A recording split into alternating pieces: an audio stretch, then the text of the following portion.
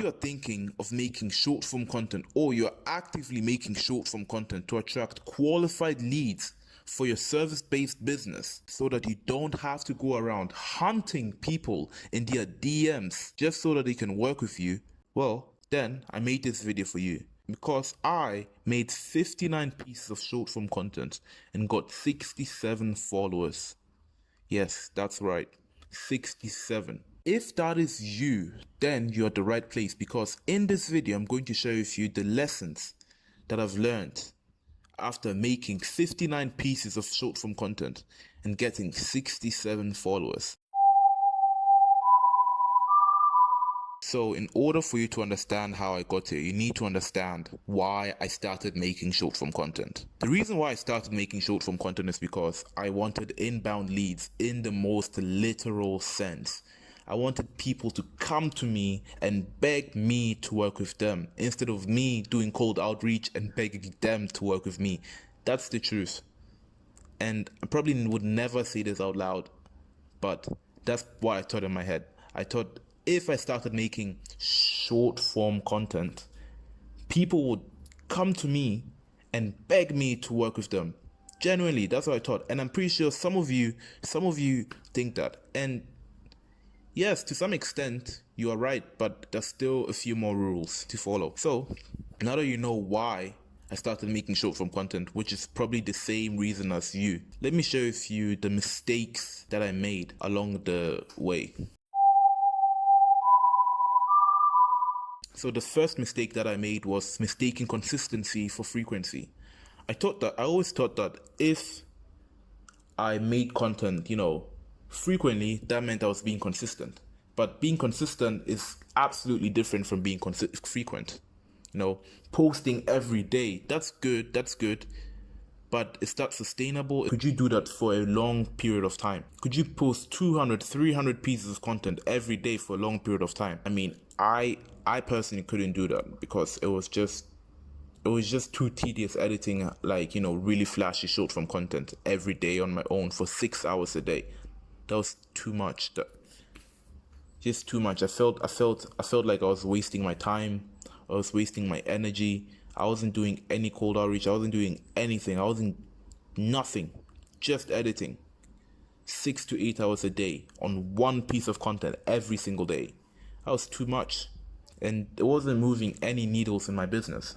So don't mistake consistency for frequency. If you can consistently make lesser quality edits every day, consistently, and not feel burnt out, still feel like you're accomplishing stuff, that is a win. Or if you can do that 3 times a week, that is still a win. But if you're trying to make short form content, build your personal brand on Instagram and make short form content once a week, and that's all you can do, I mean, I don't think short form content is for you then. But if you can remain consistent more than 3 times a week, that is good. You should definitely do that if you can do that. Again, don't mistake frequency. Don't mistake frequency for consistency. Don't do that. Don't mistake those two. The next thing I learned is that if you want to make value-based short form content, just give out value and don't expect anything in return at all. Some of you would make short form content, giving out a little bit of value, some fluffy value, and then you'd ask them to comment a specific word at the end of your video so that you can sell them on your program or your community or something like that, right? There's nothing wrong with doing that, but at your beginning stages, if you're beginning and you do that on your maybe 10th, 20th video, that's weird, bro. Don't do that. That's setting yourself up for failure. Fall in love with your audience first. Know the people who you're making videos for. Know what they need before you start distributing lead magnets and stuff to them through ManyChat. Because you know what? I know what it feels like. I know the temptation of wanting to make as much money as quick as possible, and thinking that you need to be like everybody else to do that. And that's just not true. Just give out value in your content. Give out value, Give out value, give out value. But don't expect anything in return in the beginning stages. Trust me, it will pay off. It will pay off. My past videos, if you go to my Instagram page and watch some of my videos, you'd see that, yeah, no one was commenting the word. A few people were, but, they never led anywhere. That's true. So, build trust first. Build trust in your content. Do that. Build trust with your content. And then distribute a lead magnet to convert them. The next mistake a lot of you have done is trying to copy other people in order to go viral. Some of you open TikTok, right?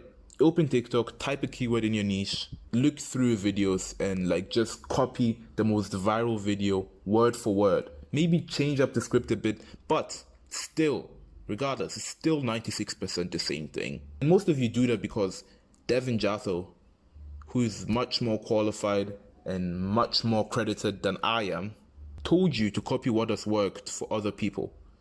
And that's true.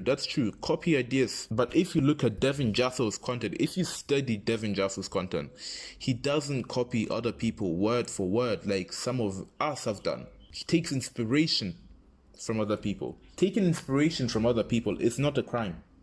But copying them word for word, that is, borderline piracy.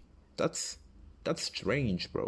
Don't do that. Because most of the time, when I did that, I got a significantly less amount of views. My average would be my average amount of views is 60-ish, 100 views-ish, which is very low on its own. But if I copy other people, I'd get 20 views. And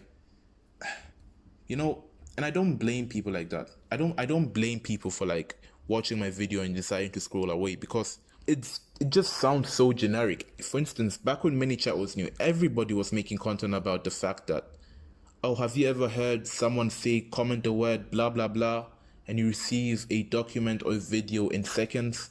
Everybody had seen that information. So if you also hopped on that trend and also made content about that without putting in any, not adding your own spin, nothing, just bluntly copying other people's content, it would just inevitably do significantly worse. It's true because people know generic content when they see it. They just know common content, what everybody is doing when they see it. The next mistake I did, which was prioritizing high quality edits over everything else. I'm not trying to tell you that high quality edits is necessarily a bad thing, but videos with no editing at all have gone viral many times over. So, 8 to 9 hours a day on just editing. I don't know, that's sad. That's genuinely sad.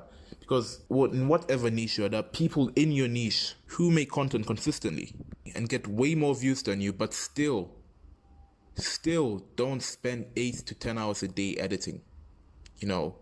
So don't worry too much about your editing. Don't overcomplicate your editing. Yes, editing is important. You need to make it look, you need your content to look professional. However, what you say in your content matters. How you are perceived in your content also matters.